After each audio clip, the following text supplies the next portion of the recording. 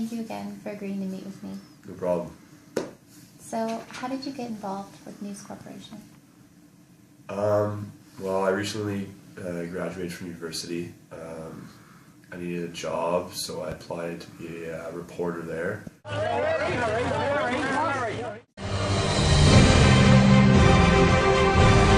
Alan was one of the original tabloid phone hackers. As an investigative reporter for News of the World, it was one of his tools for digging up dirt. Poppers, amyl nitrate. So how do you hack a celebrity's phone? Right. Well, if it's the usual trick is with two phones. So you dial one so that they answer the phone, and then immediately you dial the other one so that will be diverted to the messages. And then that's the way you get into the message system, and then you can just listen to the messages. Simple as that? As simple as that. And normally you just dial 4 zeros if they haven't changed their code.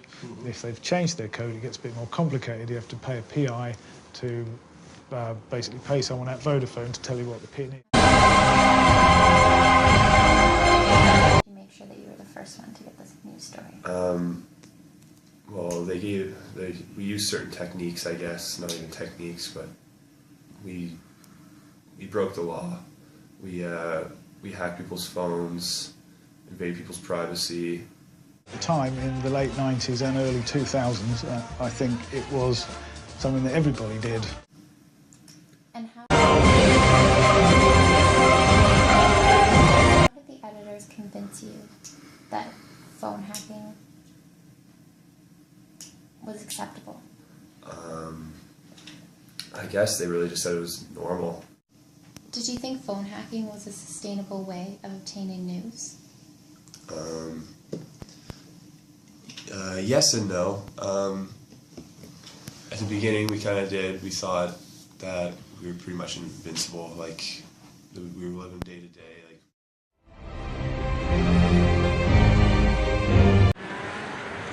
Like all good British scandals, it started at the palace. Well, 5 years ago, Rupert Murdoch's News of the World ran some very tasty inside gossip on the royal family. Things like Prince William injuring his knee, the sort of thing no one could work out how a journalist would know.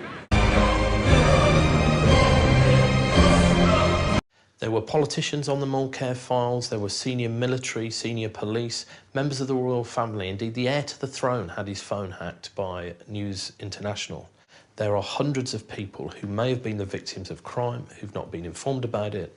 There were clear pieces of evidence that, had they been followed up, I'm sure would have led to more people being put in the dock and tried for criminal wrongdoing. The police, the Metropolitan Police in London, have some big questions to answer. The only way we're going to get to that is through a judicial inquiry or from an independent investigation by another police service. It was a rogue reporter. We didn't know it was going on.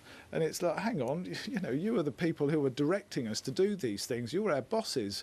You know, at least have the decency to say, you know, sometimes an investigative journalist has to stray into that semi-legal grey area that, you know, if you're catching a politician who's fiddling his expenses or fiddling with his secretary, that's fine. You know, no jury would convict a journalist of illegally hacking into his phone. But where it went so badly wrong is, you know, you got a few good results, and then they just started doing it to not just people like Hugh Grant and Sienna Miller, but to, you know, the ordinary man, the reader, and, you know, most stupidly of all, they started doing it to victims of crime, and we know about the Millie Dowler thing.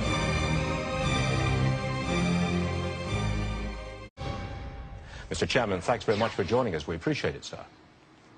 Fine. Good afternoon. The story that is really buzzing all around the country, and certainly here in New York, is that the News of the World, a News Corporation newspaper in Britain, used... I'm not talking about that issue at all today. Sorry. OK. No worries, Mr. Chairman. That's fine with me. I'm too far removed out of here.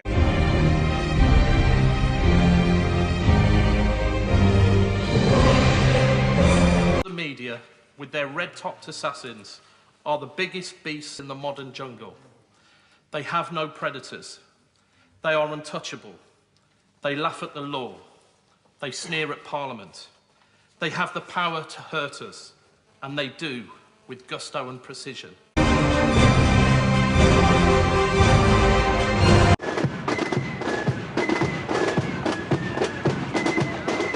And there's another reason why police may have been reluctant to charge any other journalists. Those same reporters were bribing police.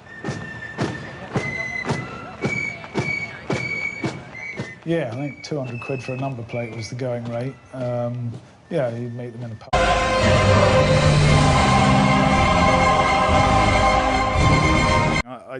I am fairly sure, in fact I'm 100% certain, I can imagine how that happened. I mean, you have an editor shouting and screaming at you, this is a big story, you know, we're an exclusive paper that comes out on Sunday, so if you get your story on Wednesday, you've got to sit on it for a few days, so you've got to get something different. So you've got your boss shouting at you from above, come on, let's get something on this, so you ring your police contacts, you ring your private eye contacts, and then you're putting pressure on them, and then the freelance private eye goes a little bit further than he should have done, and he ends up hacking into Millie Dowler's. Read